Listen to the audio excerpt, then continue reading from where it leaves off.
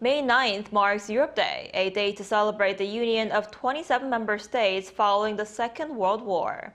In the spirit of unity, the EU ambassador spoke with ArirangNews to highlight how bilateral efforts with Korea are being made to build strength in times of uncertainty. Our Soo-young reports. As global crises expose new vulnerabilities, South Korea and the European Union are building up a more resilient partnership. This is the second energy crisis we are experiencing in the span of only a few years. The first one for Europe, it was in the wake of the Russian aggression against Ukraine. Then we had to wean ourselves off oil and gas from Russia. But now, only a few years later, we see again our vulnerability vis-à-vis fossil fuel. Speaking to ArirangNews ahead of Europe Day, EU Ambassador to Korea Ugo Astuto said recent crises highlight the need to accelerate the transition toward greener and more resilient economies. A leading diplomatic advocate in Seoul for making the green transition, Astuto said Korea and Europe are already closely cooperating with their green and digital partnerships launched in 2023. On the one hand, for instance, in the multilateral scene with the climate negotiation. And then bilaterally, focusing on some sectors that can be particularly promising. Let me mention batteries, where Korea is a major champion worldwide.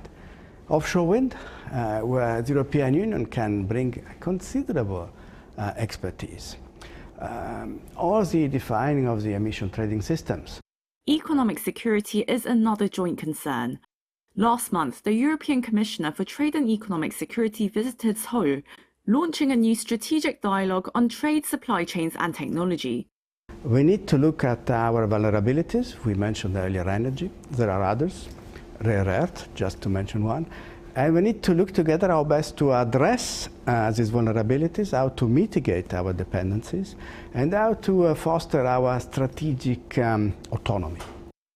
This year marks the 76th anniversary of the Schuman Declaration, which laid the foundations for the EU after World War II, growing from 6 members in the 1950s to 27 countries and roughly 450 million people today.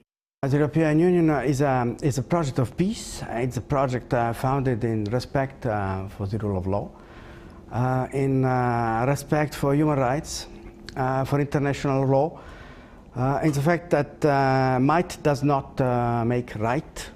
And these are principles which are all the more relevant today, at least as relevant today as they were in the 1950s, as we face a more and more erratic world scenario where we see a return to imperial wars in Europe emanating from Russia.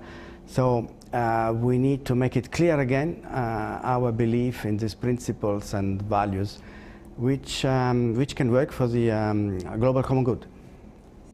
Shared principles, he said, are drawing Korea and the EU closer together as like-minded democracies facing common challenges. He hopes to see a Korea-EU summit further expand the strategic partnership. Soo-young, ArirangNews.